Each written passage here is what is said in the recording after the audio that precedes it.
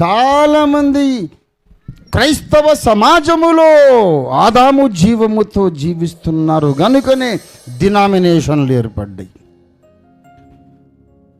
క్రైస్తవ సమాజములో అధిక శాతం ఆదాము జీవముతో బతుకుతున్నారు కనుకనే ఒకరంటే ఒకరికి ద్వేషం ఏర్పడింది. క్రైస్తవ సమాజంలో చాలామంది ఆదాము ద్వారా జీవిస్తున్నారు కాబట్టి సంస్కరణను దిద్దుబాటును ఒప్పుకోవడం లేదు. Adam doesn't like reformation. Adam is disobedient to God. Adam is living in the church of Jesus Christ more than Christ. క్రైస్తవ సమాజంలో క్రీస్తు బ్రతికిన దానికంటే ఎక్కువ ఆదాం బ్రతుకుతున్నాడు.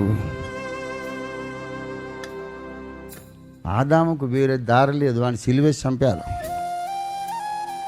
నీలోని ఆదాము స్వభావాన్ని బాగు చేయలేం, పందిని బాగు చేయలేం, దాన్ని చంపాలి.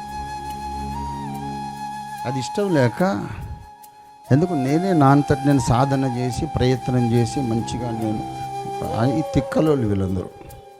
ఎవడైతే నా సాధనతో నేను బాగుపడతాను అనుకుంటాడో వాడందరూ తిక్కలోళ్ళు. It's impossible. It is like trying to instruct a pig how to be a lamb. పందిని పట్టుకొచ్చి టీచింగ్ ఇచ్చి నువ్వు ఇట్లా ఉంటే గొర్రెలాగా అవుతావమ్మా అని చెప్పినట్టు. అది ఎప్పటికీ గొర్రె కాదు, అవుతుందా?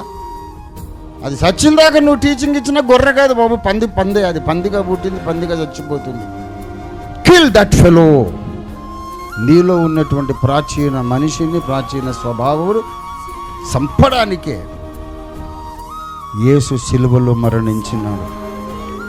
సిలువ యేసును చంపిన సిలువే కాదు, అది నీలోని పందిని కూడా చంపే సిలువ. దేవునికి స్తోత్రం కలుగునుగాక. వాడిని సిలువేసి చంపాలి. Your old nature has to be killed and it should be buried in the waters of baptism.